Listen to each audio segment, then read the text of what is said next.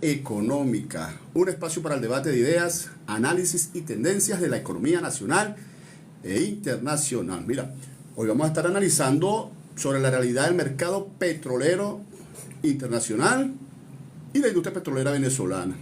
Veamos algunas variables de arranque, que es fundamental. El mercado petrolero, como ustedes saben, nada más y nada menos que es la principal fuente energética del planeta en la actualidad. Sigue siendo una importante, los hidrocarburos, pues, tanto el gas y el petróleo son determinantes para el comercio internacional, para la industria, actualmente, para todo lo que tiene que ver con el transporte, la petroquímica. La mayoría, casi 70-80% de la producción de bienes y servicios del planeta depende siempre del petróleo. Entonces, pero todo depende de una producción. Hay unos países que producen, hay unos países que producen y exportan, hay unos países que producen y se lo consumen todo, hay países que producen poco y entonces tienen que estar importando al mismo tiempo, como el caso de Estados Unidos. Bueno, y hay países altamente dependientes que no producen nada. Por ejemplo, Japón no produce ningún barril de petróleo. Entonces es un país importador neto de petróleo. Pero cuando tú analizas la producción global de petróleo y la demanda, que son uno de los principales factores que determinan los precios del petróleo, bueno, te encuentras que siempre la OPEP es un determinante, los países miembros de la OPEP, de la Organización de Países Exportadores de Petróleos, y tienes también sus aliados, lo que se llama los países OPEP Plus, OPEP y un signo positivo, Plus, que ahí entra Rusia, México, y otros países, Noruega, que no son miembros de la OPEP originarios, sin embargo, hoy día son claves en la oferta, en la producción mundial. Y bueno, ellos se acuerdan, ellos se reúnen, coordinan, porque el objetivo fundamental de estos países petroleros, que son exportadores de petróleo, ellos simplemente, su política es defender los precios. ¿Por qué? Porque con los precios, eso te garantiza la principal fuente de ingresos de sus países, y con eso pueden planificar, pueden gastarlo, pueden determinar en cierta forma las inversiones y la política de desarrollo de esas naciones. Entonces juega un papel importante la oferta, la producción, que se puede aumentar la producción, y ellos se reúnen también para recortar la producción. Si tú te reúnes para recortar producción, ¿con qué finalidad? Bueno, para influir en cierta forma en el comportamiento de los precios del petróleo. Si tú ves que los precios del petróleo están cayendo, los países OPEP y sus aliados, ¿qué hacen? Se reúnen para, en cierta forma, tratar de contener la caída, incluso que aumente, ¿ves? Lo que se llama la oferta y la demanda. La ley esa, la oferta y la demanda tradicional, clásica en la teoría económica. Entonces, el uso de los combustibles, señores, es fundamental, ¿ves? Y entonces ahí los países que son altamente dependientes de la producción petrolera, que son los países consumidores, ellos quieren realmente, bueno, que se le venda el petróleo barato, para poder ellos impulsar su industria, y para que el valor del combustible, de la gasolina, de los insumos para la industria actual sea en cierta forma más económico, y eso determina los precios de los restos de los bienes y servicios. Entonces, esos son elementos fundamentales que tienes que considerar al momento que tú quieras estudiar lo que se llama el mercado petrolero internacional. Es un resumen que te estoy haciendo aquí brevemente. Eso se estudia pues en las universidades, hay posgrado, maestría, doctorado, más que se especializan en el estudio de los mercados energéticos mundiales, sobre todo el petróleo. Pero los precios del petróleo en la actualidad, bueno, están sujetos a fluctuaciones. Hay un promedio más o menos, ya está bajando según algunos están indicando, están cayendo. De $80 están cayendo los principales indicadores del petróleo. Por ejemplo, el petróleo del Brent y el West Texas Intermediate, que es el de Estados Unidos. Son los dos principales referentes internacionales de petróleo, están cayendo. Están por de ya cerca de $80, incluso con tendencia a la baja en los actuales momentos. Entonces esos son elementos que hay que considerarlo al momento, valga la redundancia, ¿no? Para analizar, para tomar decisiones, sobre todo para planificar los gobiernos, los niveles de ingresos, en el caso de los países petroleros, y los gobiernos en el caso de los importadores, ¿ves? Entonces, ese mercado petrolero está siempre incidido por tensiones de carácter geopolítico, por lo menos, sobre todo en los países productores. En las regiones productoras, como el caso de Medio Oriente, siempre, en el caso de Venezuela, el caso de Rusia, son países que son regiones, pues, con muchos países que con reservas petroleras importantes y eso siempre va a tener presión internacional, ¿no? Hay tensiones en esa región. Por ejemplo, en el Medio Oriente hemos visto las sanciones que ha impuesto Estados Unidos y sus aliados a países como Irán. Eso determina, de cierta forma, el conflicto que hay allá en Gaza. Eso incide en los precios. También afecta la oferta, el tema con Rusia, conflictos que hay en Rusia, con Ucrania. Esos son elementos que determinan todo ese tipo de conflictos, y la estabilidad política en áreas son realmente determinantes de los precios. Hay muchos elementos críticos y los mercados van monitoreando constantemente eso. Pues los analistas, los estudiosos están haciéndole seguimiento permanentemente a los precios. Entonces, y sin embargo hay países, bueno, que por lo menos países consumidores que han venido en los últimos años desarrollando lo que se llama la transición energética, han venido prácticamente generando mecanismos de inversión en energías renovables, distinto a lo que se llama la energía fósil, es decir, proveniente del carbón, los hidrocarburos. En este caso, los hidrocarburos son más determinantes, son el petróleo y el gas, y eso en cierta medida han venido impulsándose con fines, en primer lugar, ambientales, para reducir lo que se llama la emisión de carbono, ¿no?, a nivel global.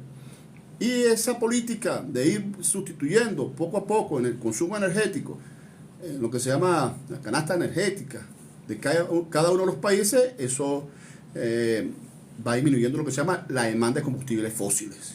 Y eso también determina el comportamiento de los precios. Entonces muchos países han fijado objetivos de cero emisiones de carbono para el año 2050. Entonces eso supone un cambio estructural en la demanda petrolera a largo plazo. Y eso son elementos que tienen que considerarlo todos los planificadores de países productores y exportadores de petróleo. Entonces son determinantes. Otro factor fundamental son los inventarios y capacidades de almacenamiento.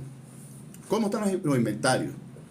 De los países consumidores fundamentalmente. Entonces los inventarios, especialmente en países como Estados Unidos, que son los que tienen el mayor nivel de reserva allí estratégica, petróleo como para 90 días, eso determina los precios. Eso influye en los precios con mucha fuerza.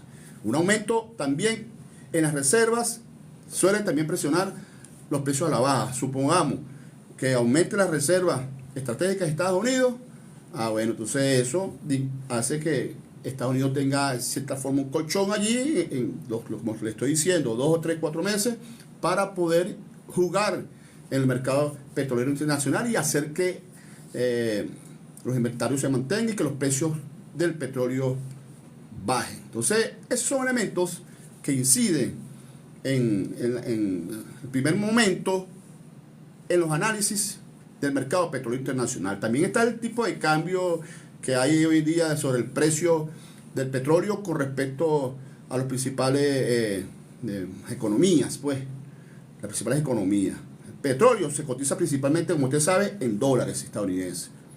Entonces, cualquier fluctuación en el valor del dólar afecta a los costos de importación para países que usan otras divisas. Si usted ve que el dólar se devalúa con respecto al euro, el dólar se devalúa con respecto al yuan o otras monedas internacionales, bueno, aquel país que depende de la importación de petróleo que se transa en dólares, ustedes se van a encontrar entonces que, bueno, si el dólar aumenta con respecto a la moneda local, entonces el costo de la importación es mayor y por lo tanto eso te va a incidir en los precios de todos los bienes y servicios que se transan en la economía que dependen del consumo de petróleo. Entonces, para que vean cómo son muchos los elementos, por eso es que el mercado petrolero, lo que llamamos el sistema petrolero internacional, es bien complejo, y bueno, y por eso es que muchos países han venido agarrando y invirtiendo, para poco a poco ir sustituyendo el consumo de petróleo, el consumo de hidrocarburos, el consumo de carbones por energías alternativas, energías más limpias.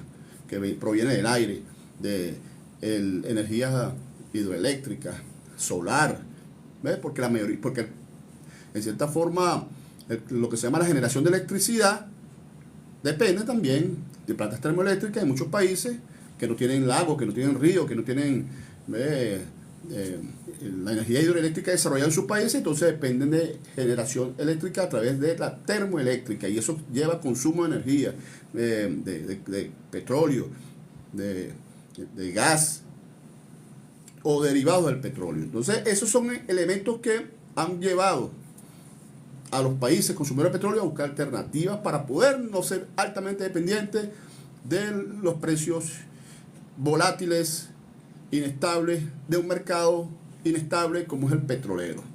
Finalmente, bueno, para ir a un corte comercial, en este caso un corte musical, un elemento fundamental que tiene al mercado petrolero siempre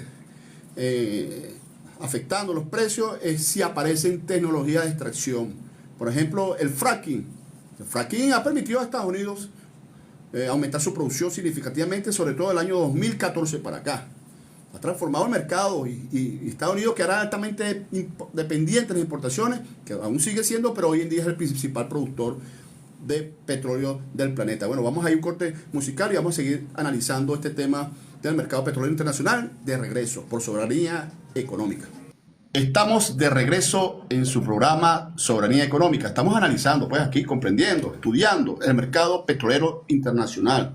En el segmento anterior habíamos hablado más o menos de la teoría, ¿no? De la estructura, cómo funcionan los elementos fundamentales que determinan cómo es el comportamiento del mercado petrolero internacional y sobre todo sus incidencias en los precios. Todo lo que ocurre en el mercado petrolero internacional, ya vimos que eran factores políticos, factores económicos, factores tecnológicos, factores de conflictos en las relaciones internacionales, toda una serie de elementos que hacen que ese mercado sea muy complejo para el análisis y que todos los analistas, todos los países, los planificadores económicos, todos siempre están analizando cómo están los comportamientos de esos elementos para poder planificar, para poder estimar, para poder, de cierta forma, delimitar en el mediano y largo plazo cómo va a ser el comportamiento del consumo, la planificación de los precios, las inversiones de sus países. Entonces, el mercado es muy complejo porque depende simplemente de muchos factores. Y los precios del petróleo son los que determinan, pues, porque la gente compra petróleo y a un precio.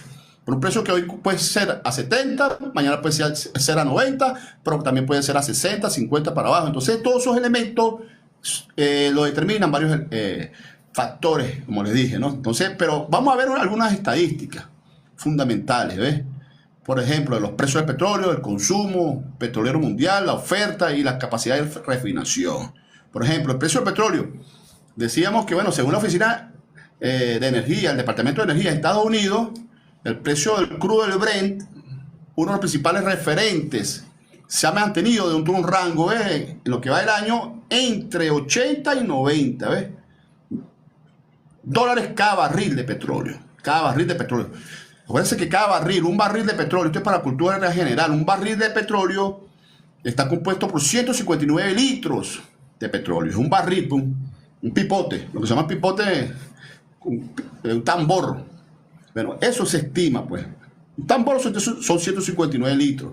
Y eso es lo que se llama el barril de petróleo. Entonces, claro, en un tanquero hay millones, miles de barriles de petróleo que se transporta de un país a otro. Y bueno, y eso se multiplica por el precio. Entonces, un barril de petróleo del crudo Brent de los países de Europa, que es el determinante, ¿ves? El Brent, en cierta forma, ha estado promediando, porque el precio del petróleo es un promedio. Como le estoy diciendo, hoy puede estar a 85, mañana está en 86, pasado mañana sube a 90, el mes que viene baja a 70. Ah, bueno, entonces te sacan el promedio. Desde enero al 31 de diciembre. Ese sería el promedio del precio en un año.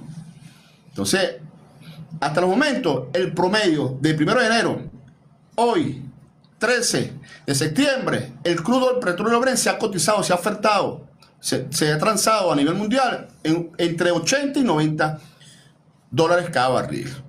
Entonces, más o menos actualmente hoy está en 82 dólares de barril. Incluso llegó a 73 dólares de barril la semana pasada, ¿eh?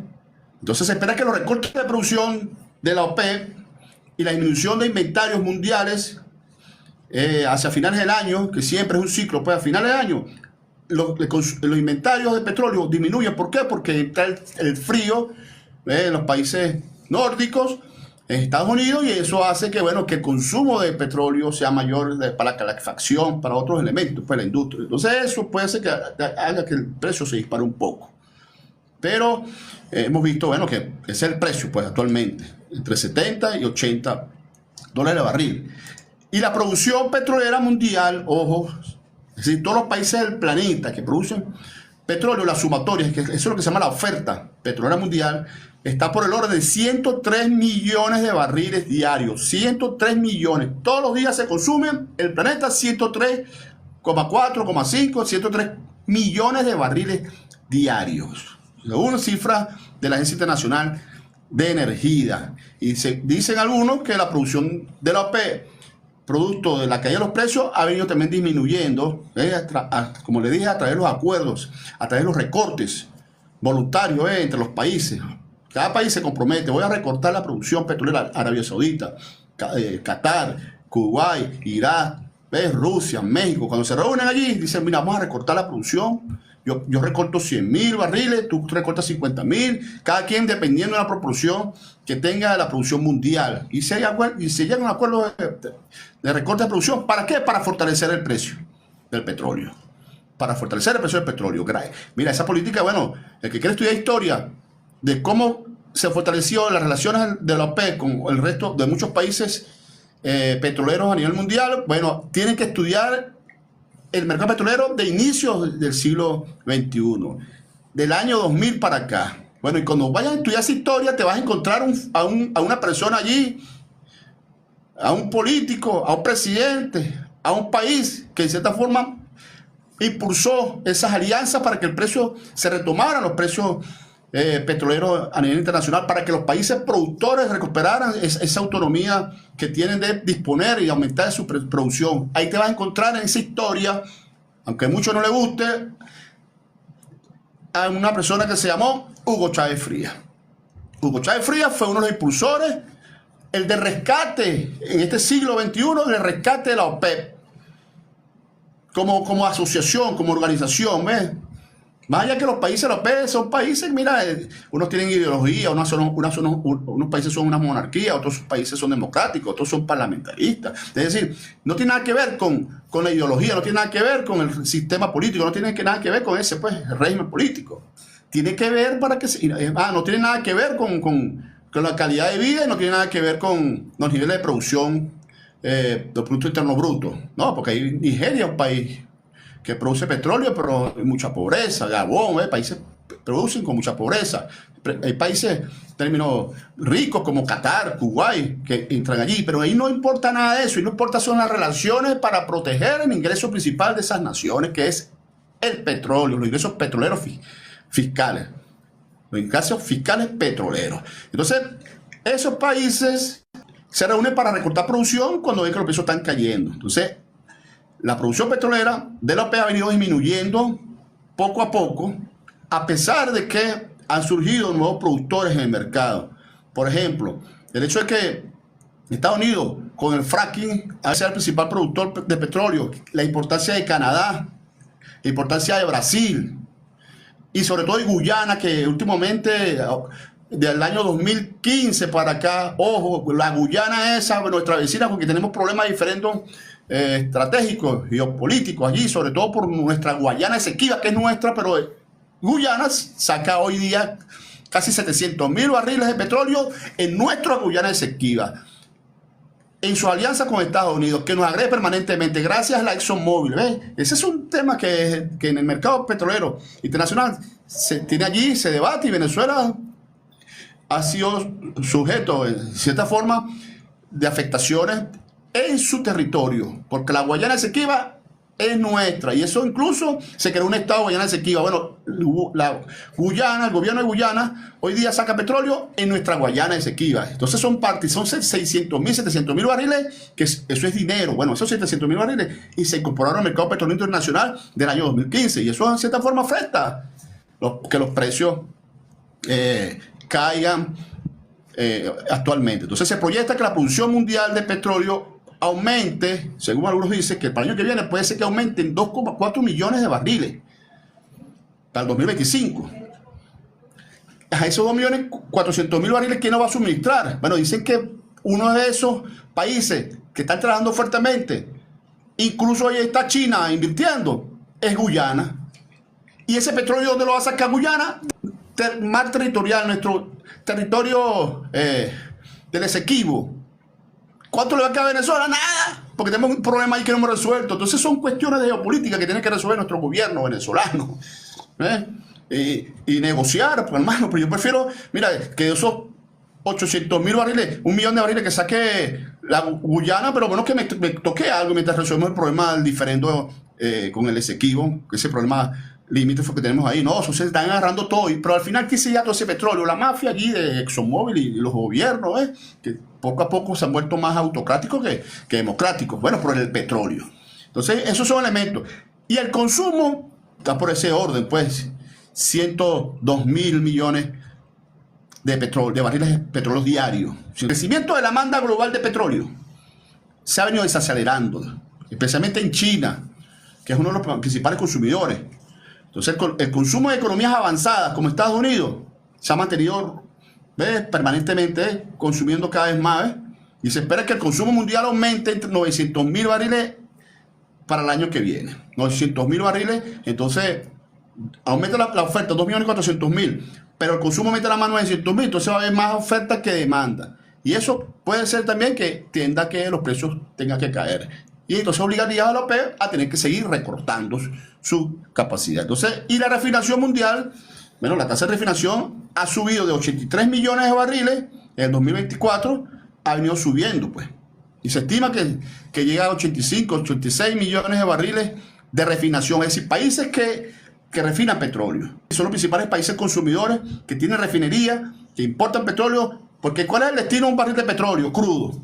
La refinería, tú no ves por ahí en la esquina vendiendo, mira, vendo petróleo crudo. No. El destino final de un barril de petróleo, cuando tú lo sacas de un yacimiento, es una refinería. Y ahí comienzan a refinarlo y procesar productos derivados del petróleo. Y a partir de los productos derivados, bueno, entonces la industria petroquímica, la industria moderna comienza a elaborar los productos que se consumen a nivel mundial. 80% del producto, de los bienes y servicios que se producen en el planeta tiene componentes de petróleo. Todo lo que es plástico, todo lo que es químicos, todo lo que es medicina, todo eso tiene componentes que provienen de la industria del consumo petrolero, para que sepa, y gasífero.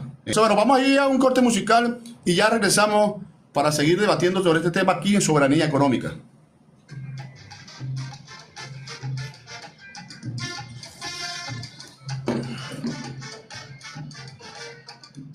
Saludos, aquí dice Carlos Güey. Mira, sublevado, dime ahora sí, que tienes ahí 1 minuto y medio para hablar. Vale, Giuseppe, fíjate tú, estábamos hablando sobre el tema petrolero. Hoy la renta petrolera y el barril de petróleo alcanza por encima de los $70, 71, 72. ¿Qué pasa?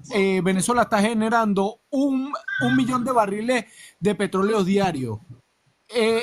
¿Cuáles son las políticas planteadas para determinar ¿cómo te digo? Los 70 millones de dólares para justificarlo dentro del campo de Venezuela, ejemplo? O sea, ¿qué se hacen con eso? ¿Cuáles son? ¿A qué va destinado los 70 millones de dólares diarios que se están produciendo a consecuencia de la producción del millón de barriles de petróleo diario? Pero esa es la gran pregunta, hermano, ¿viste? Que todo el mundo se hace. Exacto, porque yo te veo, mira, yo te estoy oyendo, que te estás tirando tremendo resumen, pero no me estás hablando en la teoría, pero en la práctica, como un analista político, no me estás dando los resultados de qué se está generando con la venta del petróleo en Venezuela. ¿Me comprendes lo que te estoy diciendo? Y ya va, Soledad. Lo que pasa es que son dos cosas distintas. Yo estoy hablando ahorita del mercado petrolero internacional. Una cosa es el análisis del mercado petrolero. Cuando un analista, de cierta forma, hace un estudio o un análisis puntual en un momento determinado, tú tienes que considerar una serie de variables, una serie de elementos que inciden. Entonces tú hablas en términos generales, que estoy hablando en términos concretos, no es teoría, estoy hablando de cifras concretas, estoy hablando de cosas, elementos concretos, no es teoría. Aquí no hay... La teoría te la dije fue comenzando, pues, cómo es el mercado petrolero, pero ahorita ya estoy... El pasaje anterior te hablé los elementos, cómo está funcionando el mercado internacional actualmente, por qué los precios están a un nivel, cuáles son los factores que están incidiendo. Y ahorita te voy a hablar de la parte geopolítica, cuáles son los elementos geopolíticos que afectan la economía petrolera mundial. Es decir, no estoy hablando de Venezuela. Bueno, cuando yo comience a hablar del caso de Venezuela, si me da chance de hablar aquí en el último segmento, ahí comienzo yo a hablarte de la industria petrolera venezolana. Evidentemente que la gran pregunta es, bueno, se está produciendo más o menos 920.000 barriles diarios, eso representa una cantidad de dinero importante, ponte 40, 30 millones de dólares diarios, que si lo multiplicas por un mes y lo multiplicas por todo un año, representará 20.000 millones de dólares, algo así por el estilo. Me vas a hacer la pregunta, ¿y qué están haciendo la plata? Esa es la pregunta que todo el mundo se hace. Bueno, ¿qué han hecho con la plata en 25 años? ¿Qué han hecho con la plata en 50 años? ¿Qué se ha hecho con la plata del petróleo? Yo estoy cansado, tú me has visto mis videos allí en el TikTok, en todas mis redes. Estoy cansado de explicar la tendencia, cuál es el uso que se le da todos los días al petróleo. Todos los días, hermano, la semana pasada te grabé como 7 videos explicándote que tristemente lo que ingresa por petróleo se va por importaciones. Se lo están despilfarrando. La corrupción. Bueno, yo no te puedo explicar realmente con cifras oficiales qué están haciendo porque el gobierno no publica cifras de nada. El gobierno no publica cifras del PIB, no te publica las cifras de los ingresos petroleros, no te publica cómo están los informes de gestión de PDVSA. Es decir, hay un vacío estadístico que yo como analista serio no te puedo decir, mira, Nicolás está agarrando la plata y está invirtiendo tanto por ciento para inversión social, tanto se lo lleva la admisión, tanto claro, para inversionistas, tanto para crédito. Aparte de eso que nos están dando datos desde el 2019, tienes toda la razón del mundo, pero hiciste una cronología desde un punto de vista basado en el tema de la Guyana. Entonces, has nombrado al presidente Chávez. Ahora fíjate ¿tú no crees que el presidente Chávez fue el responsable de la conducta que está asumiendo hoy Guyana por medio de entregar el Esequibo a los guyaneses? No suena así, no funciona así. Eso no, es otro programa, ¿viste? Yo podemos debatir que ya voy a entrar al aire, pero ese es otro punto de vista. Ya ven. Bueno, de regreso aquí en su programa Soberanía Económica. Mira, el debate por el TikTok está bien bueno, ¿vale? Allí estoy con sublevados allí que está conectado. Estamos debatiendo el tema. Venezuela siempre es un país que depende de los ingresos petroleros y todo el mundo quiere saber siempre cómo está la situación, qué se está haciendo con los recursos, qué se está haciendo en cierta forma, con la renta petrolera, que es de los 30 millones de habitantes. Yo tengo varios videos, he explicado varias veces el manejo que se le está dando a la industria petrolera, que yo rechazo a veces mucho el destino, el uso de los ingresos petroleros, el uso. Que hemos visto que si entra 10 millones de dólares, inmediatamente ¿cuál es el uso que se le está dando? Tristemente para mantener un tipo de cambio estable, en cierta forma, disminuyendo los precios del petróleo, se está liquidando la industria petrolera para importadores, para que los importadores de oficio sacien su sed y vivan haciéndose multimillonarios, muchos a punto de importaciones, pero la industria nacional por el piso, el salario por el piso, los servicios públicos por el piso, pero para mantener ahí contentos hay unos gremios empresariales, unos amigos del gobierno. Entonces esos son elementos, que es parte del debate de la industria nacional. Pero como viste, en este momento estamos analizando el mercado petrolero internacional. Nos quisimos salir de Venezuela para desintoxicarnos un poco del problema interno político nacional y analizar cómo está afectando la economía mundial y al mercado petrolero algunos eventos geopolíticos. Es importante analizar esos eventos geopolíticos. ¿Cuáles son los principales eventos geopolíticos que están afectando tanto la economía mundial como el mercado petrolero en el 2024? Porque acuérdense que hay una relación económica mundial con el consumo energético. Si la economía va bien, se consume más energía. Si la economía va mal, se deja de consumir energía, pues petróleo, gas, carbón, hidroeléctrica, termoeléctrica, todo eso, pues. Entonces, uno de los elementos fundamentales que siempre va a estar allí latente es la guerra en Ucrania. ¿Por qué? Porque ahí tienes a Rusia. Rusia es un importante productor de petróleo y exportador y de gas. Es un principal país exportador de gas y sus principales consumidores, ¿quiénes son? Europa, Asia. Y si hay un conflicto en Rusia, entonces, y sobre todo y los sanciones y lo bloquean, entonces, bueno, el que se está afectando son los consumidores exportadores de gas de Rusia, que son los mismos europeos. Entonces eso hace, bueno, si ahora es difícil contratar gas, entonces evidentemente que la oferta se restringe y la demanda se mantiene o aumenta y la gente ahora paga más por el servicio del consumo de gas. Son elementos que inciden en la economía. Esa guerra de Ucrania, ese conflicto que hay pues allá entre Rusia y Ucrania sigue siendo un factor clave y que afecta a los precios del petróleo y la energía global. Cada vez que ustedes ven que Rusia avanzó y hubo esto y bombardeo por aquí y aquello, eso incide a los precios. Que Zelensky vino, hizo esto y esto y esto, bueno, eso, el mercado internacional, los analistas internacionales, es decir, todos los sistemas, incluso los sistemas de inteligencia artificial están contabilizando ahí y inmediatamente eso refleja ¿dónde? En la bolsa de valores. ¿Eso se refleja dónde? En el precio del petróleo. Entonces las sanciones, como le dije a Rusia, han limitado su capacidad para exportar tanto petróleo como gas. Y eso altera la oferta energética en Europa y el resto del mundo. Entonces, a medida que Europa ha reducido su dependencia de gas ruso, entonces la demanda de otros proveedores, como Estados Unidos y Medio Oriente, ha aumentado. Ha aumentado. Esa es la lógica energética en la realidad. Por ejemplo, las tensiones en Medio Oriente, que aún existe, hoy día hay conflictos en el Golfo Pérsico, y ha afectado ahí el estrecho de Hormuz, y afecta el Mar Rojo. Por el estrecho de Hormuz pasa casi el 40% del petróleo que consume el planeta. 40-45%. Sale el petróleo que se genera en Medio Oriente, sale el resto del mundo y pasa por un estrecho de Hormuz y por el Mar Rojo. Si hay un conflicto, si genera incertidumbre, si se genera, por lo menos el conflicto en Gaza, vea, eso extiende la posibilidad de que haya, bueno, más, que los precios del petróleo aumenten. Hay conflictos con Irán, Estados Unidos, hay conflictos con Arabia Saudita. Todo eso, en cierta forma, podría generar expectativas de interrupción de la producción y exportación de petróleo en la región. Mientras Estados Unidos ataca a Irán, a Arabia Saudita, a Rusia. Fíjense lo que ese es Estados Unidos. Ese es Estados Unidos atacando a todos los principales productores de petróleo. Es un conflicto geopolítico. El que no quiera entender que el problema en Venezuela no es porque Nicolás Maduro es muy grande, porque el tipo tiene un bigote grueso, porque el tipo es chavista, o porque Nicolás, en cierta forma, dice viva la revolución. Esos no son elementos determinantes, de cierta forma. Aquí el elemento es geopolítico, es geoestratégico, hay que verlo de otro sentido.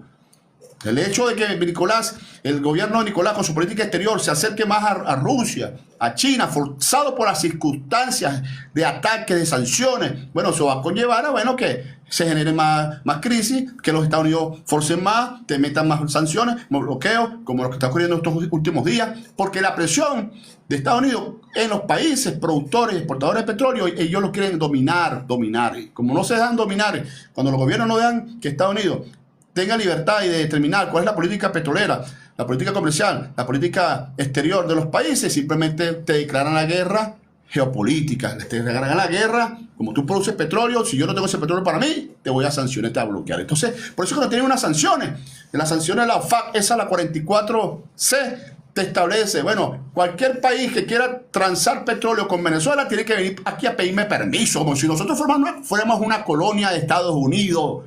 Ese es el problema, que hay que entender el conflicto electoral, el conflicto geopolítico en la región. Eso, hay que entender lo que está viviendo Venezuela es en ese contexto. No es porque, bueno, que Nicolás es autocrático, que se robó unas elecciones. No, aquí una presión internacional que te está llevando a que los actores políticos, para defender los intereses nacionales, tengan que actuar a veces de alguna forma, ¿ves? Alguna forma. Esos son los elementos que generan que inciden también en el mercado petrolero internacional. Por ejemplo, las decisiones de la OPEP, lo que se llama con respecto al recorte de producción voluntario de la OPEP, como le dije, que lidera Arabia Saudita y Rusia en este momento. Arabia Saudita, miembro de la OPEP, y Rusia, un aliado de la OPEP, lo que se llama la OPEP Plus, bueno, han reducido la oferta global de petróleo y eso hace que los precios se mantengan e incluso aumenten, porque son grandes productores de petróleo, grandes países exportadores de petróleo, con grandes reservas petroleras.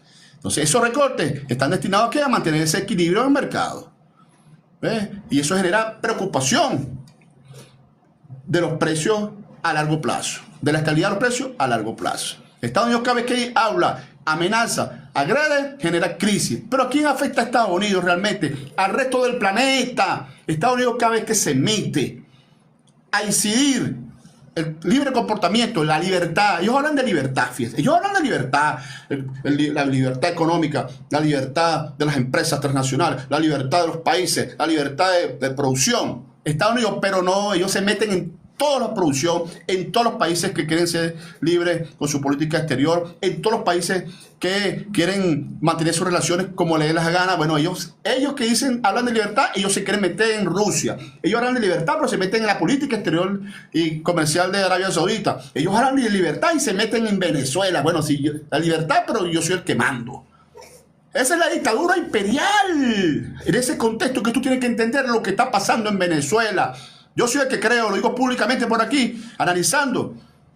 Porque estos días hubo, hasta creo que están realizándose en estos días. Aquí en Venezuela, lo que se llama un debate internacional antifascismo. Y expresiones similares. Bueno, el fascismo y expresiones similares. Está bien que se debata sobre el fascismo, pues. El problema es que aquí en Venezuela la presión internacional está llevando de repente, por presión internacional, por sanciones y bloqueo, que el gobierno se cierre cada vez más y bueno, y entonces tenga control de algunas instituciones del Estado para protegerse de las agresiones del fascismo. Imagínate tú. Entonces el fascismo está llevando que el gobierno de Nicolás Maduro se tienda peligrosamente, riesgosamente, lo digo por aquí, bueno, a que tener que tener un régimen más cerrado, un sistema político más cerrado, un poco más controlado. Entonces esos elementos, evidentemente, tanto la presión internacional de Estados Unidos sobre la libertad de Venezuela, te llevan a que el gobierno también tenga que imponer algunas restricciones de libertad en cierta forma a una población que ellos consideran fascista. Entonces es un elemento que pone en riesgo el sistema político. Pero Estados Unidos, por eso te estoy diciendo, que ahora la libertad del mundo se mete en todo el planeta y el principal afectador, el principal que incide en los precios del petróleo termina siendo Estados Unidos. ¿Y aquí afecta, a quién afecta realmente? A los países consumidores de petróleo que no producen petróleo, como Japón, o Alemania, que produce también, que depende, y otros países en Europa que dependen de petróleo, como España, y resulta ser que estos países aumentan el precio del petróleo, pero Estados Unidos produce petróleo y consume petróleo también, y tiene petróleo, pero estos países afectan. Entonces Estados Unidos es el principal, incide en el mercado petrolero internacional porque se mete, incide no solamente con la producción, incide también con la perturbación de la producción de los países que no están aliados a sus intereses. Crisis en Libia. En Libia sí hay una estabilidad política todavía. Y eso de cierta forma ha provocado la caída de su producción interna. Y eso, bueno, genera... Ahora, ¿quién incide allí en esa lucha interna? Y la falta de seguridad jurídica en los campos petroleros para sacar petróleo de Libia, un país importante productor y exportador de petróleo. Bueno, eso que dificulta que se recupere. Bueno, esa situación política que generó ¿quién? Estados Unidos. Entonces, además, Estados Unidos también, porque eso hay que hablarlo en términos generales, Estados Unidos es el principal destructor del sistema económico que ellos mismos promueven. Estados Unidos es el principal manipulador, pudiéramos decirlo, es el principal totalitarista mundial, ¿ves? El hegemón mundial y me impongo. Si usted no está de acuerdo con mi política, le invado, le saboteo, le genero crisis, le financio conspiraciones. Ese es Estados Unidos. Eso es son elementos que se debaten a nivel planetario. Y yo, claro, evidentemente que el gobierno de Nicolás Maduro y el gobierno de Hugo Chávez Frías se defendieron de esos ataques. Entonces yo diría, mira, con mucha responsabilidad, cualquier cosa que esté ocurriendo en el sistema político venezolano actual es forzado por las circunstancias. Están forzando al gobierno nacional a tomar decisiones que a veces, mira, bueno, que pudieran rayar desde el punto de vista contextual o teórico, mira, se está escapando de las manos algunas cosas allí. Entonces, bueno, esos son elementos que hay que analizarlo.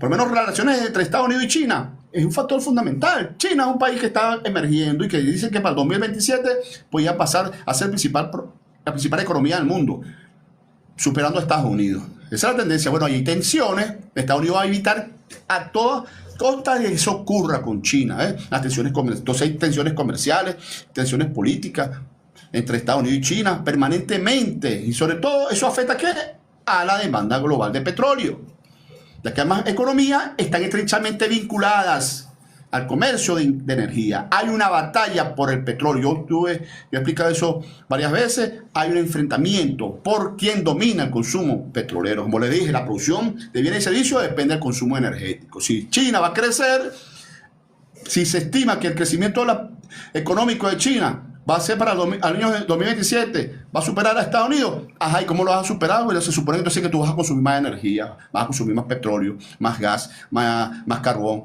¿Y qué va a hacer Estados Unidos? Se va a evitar eso, va a sabotear a todos los proveedores de petróleo, gas, de energía alternativa a China. En estos casos, ¿quién es? En este caso, por eso es que afecta a Venezuela. Porque Venezuela está aliado a China, a Rusia, a Irán, a todos los países del BRIC. ¿Qué va a hacer Estados Unidos? Darle plomo a Venezuela, perturbar a Venezuela, atacar a Venezuela para que China no cuente con un proveedor efectivo, proveedor garantizado, que es Venezuela.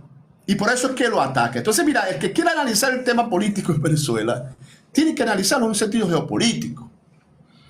Porque yo soy el que digo, mira hermano, si aquí Estados Unidos no se hubiese metido y no le hubiese colocado sanciones abiertamente, así de frente, a Venezuela, ahora el sistema democrático, yo estoy casi seguro que estaría más fortalecido en Venezuela.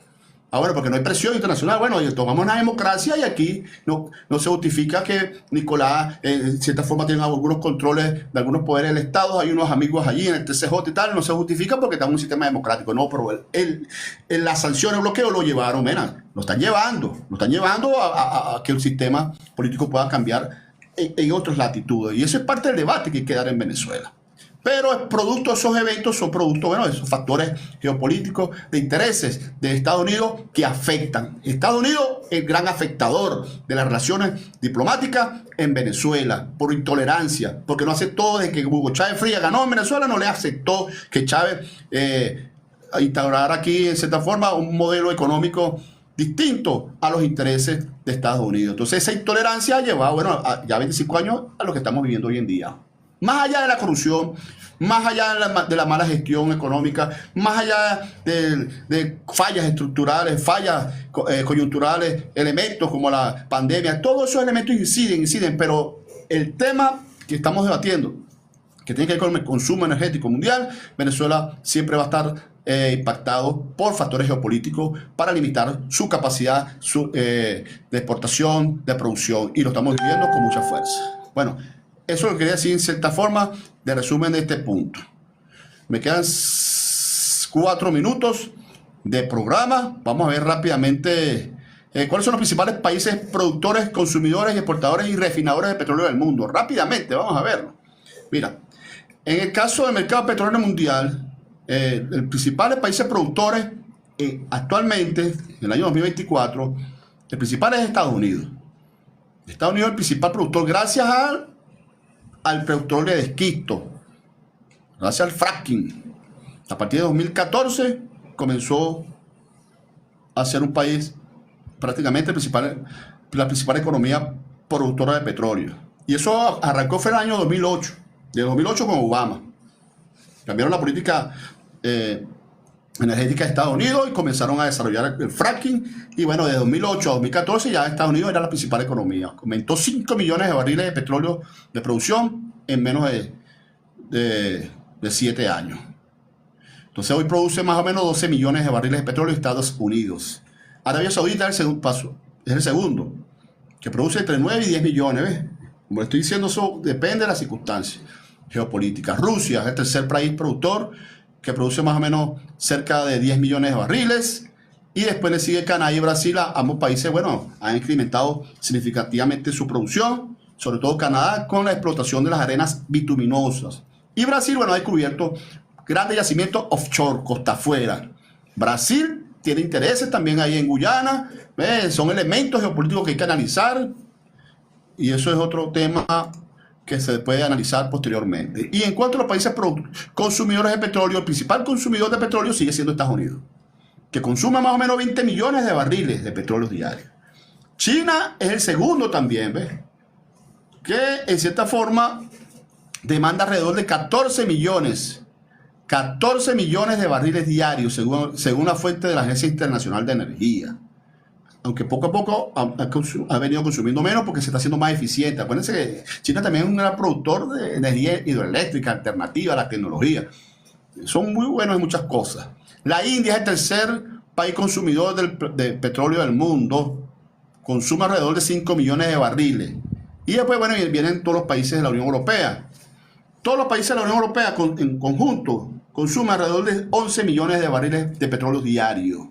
Entonces eso, y hay países como Alemania que han venido impulsando las energías alternativas al petróleo. Pero bueno, lo importante es eso. Y los principales países exportadores, bueno, que son los que inciden en el mercado petróleo internacional con las ofertas, es Arabia Saudita, el principal productor.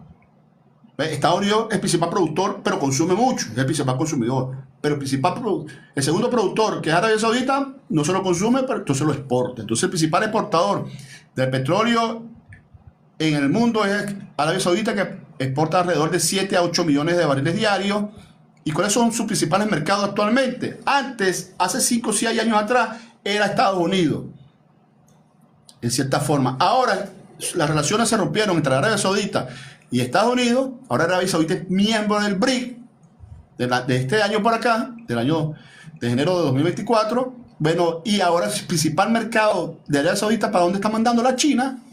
A India, a Europa. Imagínate que se sume Venezuela y que ese millón de barriles, 1 millón, 2 millones, lleguemos a producir 3 millones de barriles y le mandas a China 2 millones y medio. Imagínate tú, eso es una crisis para Estados Unidos. Estados Unidos lo va a evitar. Por eso que Venezuela tiene que manejarse bien, hermano. Hay que manejarse muy bien en este tema. Para ir redondeando, para despedirnos. El tercer país, el segundo país exportador es Rusia, con 5 millones más o menos.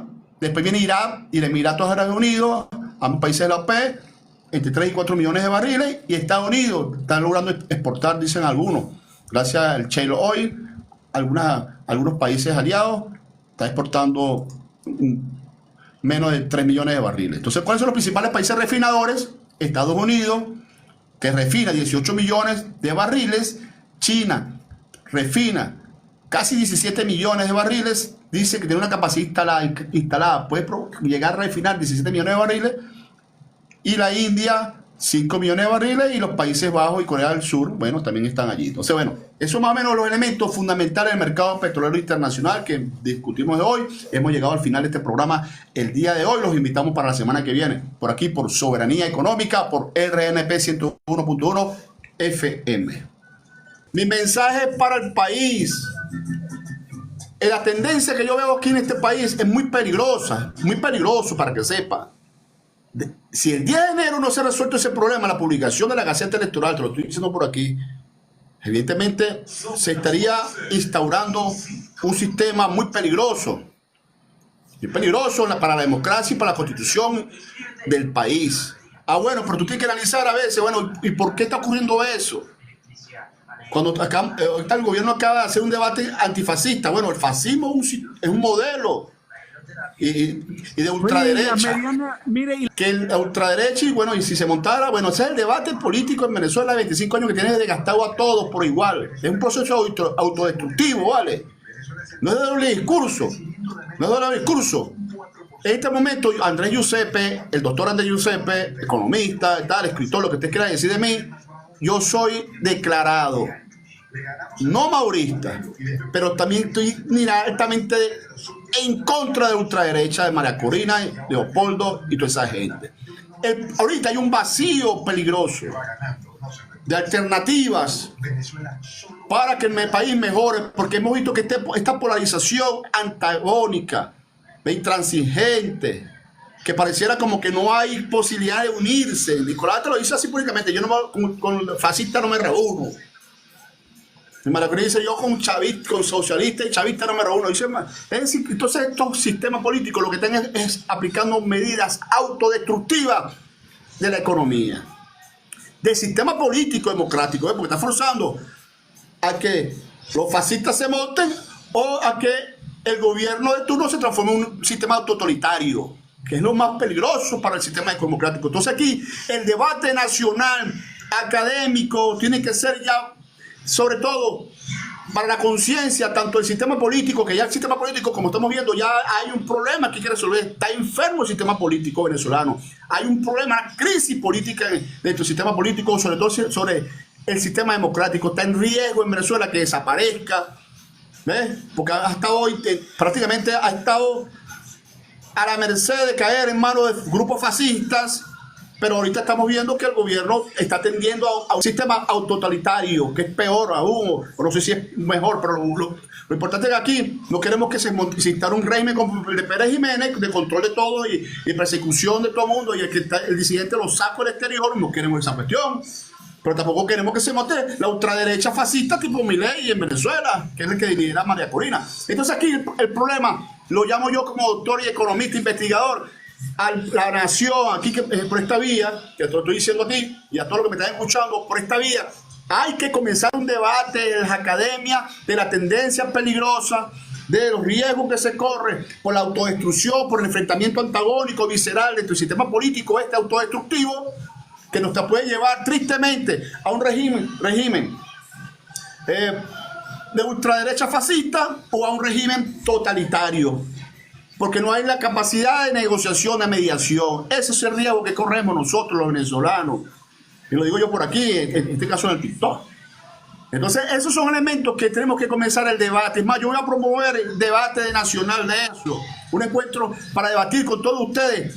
¿Qué están viendo? Yo estoy olfateando tristemente que forzado por las circunstancias, la geopolítica de la presión internacional, ha llevado que a Nicolás Maduro esté intentando de sobrevivencia, de protección, de que lo van a matar, toda esa cuestión. Bueno, se han puesto paranoicos, bueno, forzado por las circunstancias, y bueno, han instaurado el control de poderes, de limitaciones en la medio de comunicación a uno, a la persecución política a otro, y inhabilitación partidos de izquierda. Es decir, ese régimen hay que detenerlo antes que ocurra,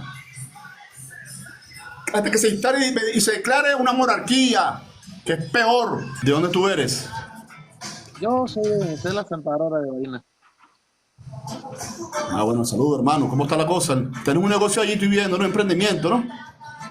Este era mi trabajo, bueno, es mi trabajo, es mi arte, pues prácticamente, es traer aceite de coco. Mira, mi hermana también produce aceite de coco, ¿viste? Mi hermana también está en ese negocio, bueno, el coco, la broma, el yogur, un emprendimiento. Ella como que le va bien la cosa de vez en cuando.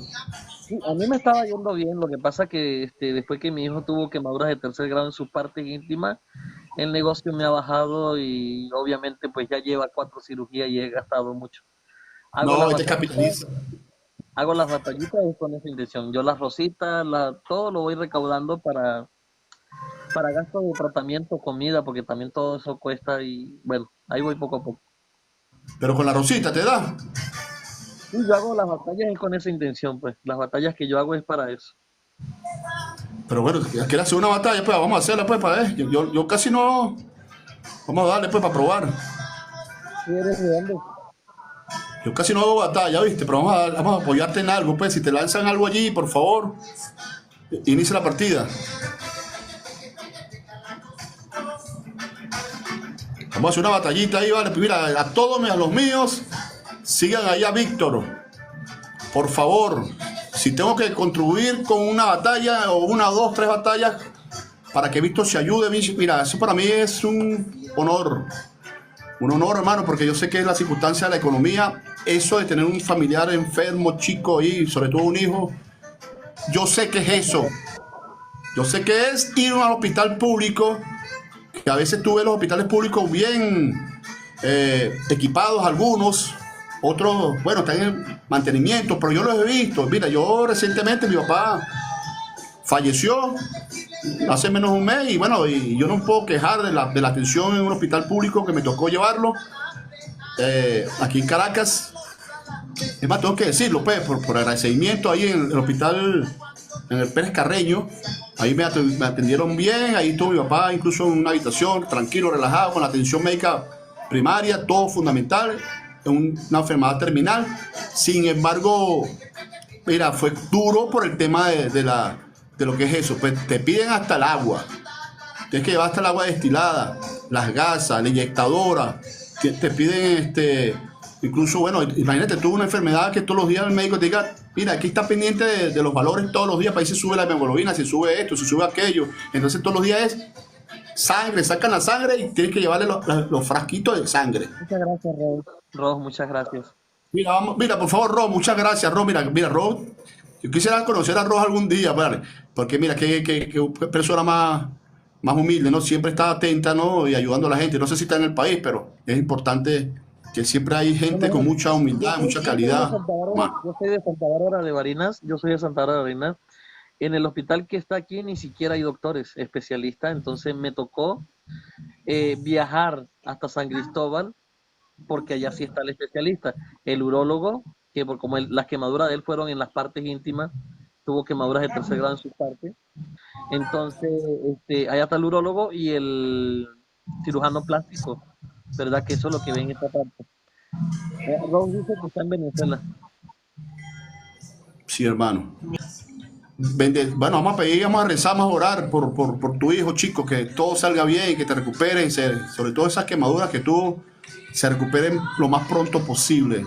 Y bueno, y ojalá que esos amigos míos que siempre están pendientes de mí, aquí del gobierno, e incluso del Estado venezolano, estén por aquí viendo esto y sean capaces de contactarte, Víctor, para que en cierta medida te den el apoyo, porque yo sé que el gobierno apoya, mira, ayuda mucho.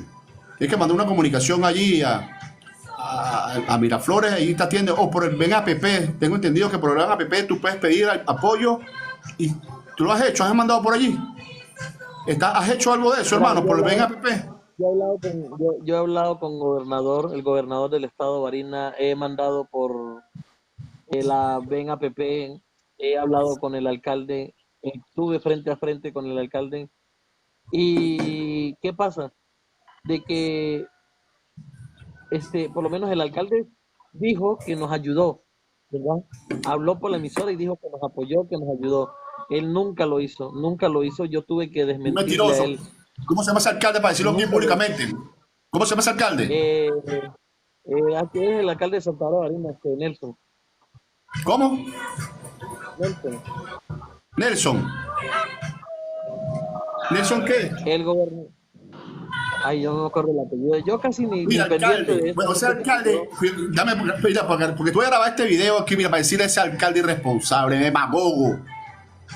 Si es el PSUV o es de la oposición, por cierto, hay que preguntar también, ¿no? La verdad que yo no, como yo con esa gente casi no, con la política yo no le creo. Bueno, yo no le creo. Así, entonces eso es común, pero esos alcaldes irresponsables, hermanos, que comúnmente ofrecen demagogos y después aparecen aquí dándose, cuando van a buscar votos, pues mira, te vienen las elecciones de alcaldes, por cierto, y gobernadores. Tú a veces porque alcaldes arrastrados, oportunistas, mentirosos, engañosos, con discursos fariseos ahí, yendo casa por casa a ofrecerte, y seguro que van a querer tomarse fotos contigo ahí, te estoy ayudando, los demagogos. Por eso es que este país tiene que superar estas dificultades que tenemos y ya son demagogos. Yo siendo tú, ese alcalde no debería repetir más, chicos, hay que hacer una campaña, mentiroso, porque así como te miente a ti, a un niño teniendo la posibilidad de ayudarlo, así le mentirá a la señora, al otro, a otras personas ahí que están alrededor de ellos, porque para que muchos alcaldes se montan para eso, para robar y para enriquecerse, y no tienen capacidad de humildad. Ese Nelson, bueno, que yo no sé cómo es el apellido, ese alcalde irresponsable, que vino y dijo que te había ayudado, bueno, ese señor hay que atacarlo públicamente desde el punto de vista como político, porque para eso es que el votante, el elector, los pone allí para que atiendan al pueblo, no para que se enriquezcan. Seguro que hay que revisar las cuentas ahí a sus familiares, a sus amigos, a sus testaferros, a ver cómo están, para que se le aplique la ley contra la corrupción. Ahí es que la Contraloría General de la República tiene que estar atento de qué están haciendo muchos alcaldes que dicen que seguro que sacó una partida allí. Mira, una partida para ayudar al señor Nelson. Una revancha aquí, pues, rapidito, una revancha para terminar contigo, una revancha. El señor Nelson que tiene un niño, te seguro que le aprobaron los recursos y se roban la cosa y no te dan nada. Seguro que eso ocurre siempre, eso es común en Venezuela. Tristemente. Tristemente es así. Yo no quiero aceptar la revancha, no sé, mi teléfono está quedando. Ah, estás pegado, sí. Yo te mandé la revancha. Bueno, Víctor Manuel, entonces, lo importante es eso. Ahí está Oscar, que mándale una cosa allí, Oscar Enrique Mofre, que tú dices que ser socialista, chavista, ya está en Estados Unidos, o no en Chile, me disculpa. Por lo menos puedes mandar alguna cosita allí de ayuda, ¿ves? Ahí es que necesitamos a la gente solidaria, humanista, en este momento.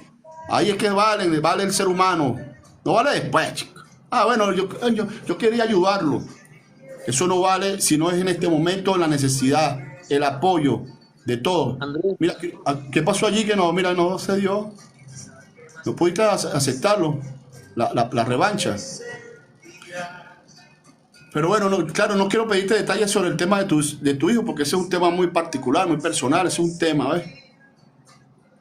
Mira, me ganaste una batalla, gracias. No, importante que me ganen la revancha. Vamos a ver, sí. Bueno, hermano, vamos a iniciar esta partida que me tengo que ir a trabajar. Ve no si la quiere, aceptas allí. me quedo pegado, no sé por qué. Se está quedando pegado. El internet. Eso es lo que anda buscando, es plata ajena. Le ganamos una a Giuseppe, eso es lo que te hace decir la verdad. El anfitrión, aquí dice aquí, no sabe si ni quién es el alcalde mentiroso. No vale, ¿cómo se llama? Víctor, ¿cómo se llama el alcalde? Porque aquí me está diciendo el Father Paris que estamos diciendo mentira, que estamos buscando es plata, que tú lo que andas buscando es plata. Oye, es que eso hay que ser un insensible a dar una opinión así. Escúchame.